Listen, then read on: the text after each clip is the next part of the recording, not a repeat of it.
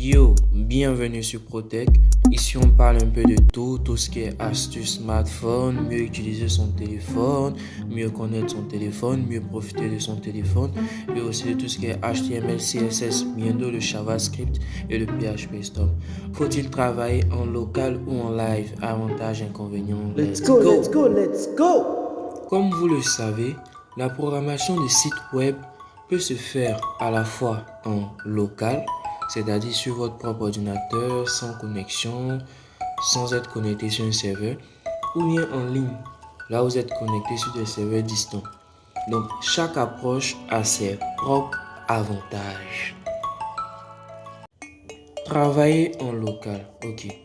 Déjà, lorsque vous travaillez en local, vos codes de développement, vos données de développement sont privées. C'est-à-dire quoi? Personne ne pourra avoir accès à vos codes. Personne ne pourra voler vos codes. Personne ne pourra voler vos idées, sauf si vous partagez. Donc déjà, dans un premier temps, il y a la confidentialité, la sécurité. Ensuite, lorsque vous travaillez en local, lors des tests, lors des essayages, cela sera rapide et instantanément. Cela ne dépendra pas de l'état de la connexion. Que votre ordinateur soit connecté à Internet ou pas, vos tests passeront, vos sites passeront sans souci, sans problème, rapidement. On n'aura pas à faire de dire que non, la connexion est lente, c'est pourquoi ça ne passe pas. Votre ordinateur n'est pas connecté au Wi-Fi. Non, c'est instantané, c'est rapide en même temps. Voilà. Travailler en ligne.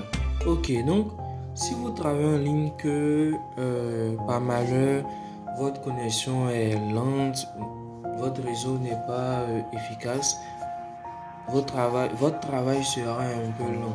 Voilà. Mais à part ça, travailler en ligne c'est intéressant lorsque vous êtes plusieurs, lorsque vous êtes en collaboration.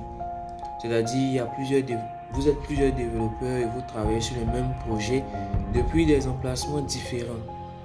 Voilà, donc chacun aura accès et bref. Ensuite, il y a l'accessibilité. Lorsque vous travaillez en ligne, vous pouvez accéder à votre travail à partir de n'importe quel appareil connecté à Internet. Peut-être que votre appareil précédent était endommagé, peut-être que vous avez perdu votre téléphone. Voilà, donc dans ces cas-là, c'est vraiment cool. On ne peut plus rien te montrer encore. Voilà. Donc n'hésite pas à t'abonner pour ne pas manquer les prochaines vidéos. N'hésite pas à checker les vidéos précédentes.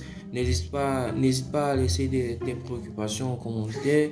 N'hésite pas à liker si ça t'a plu. C'est gratuit. Voilà.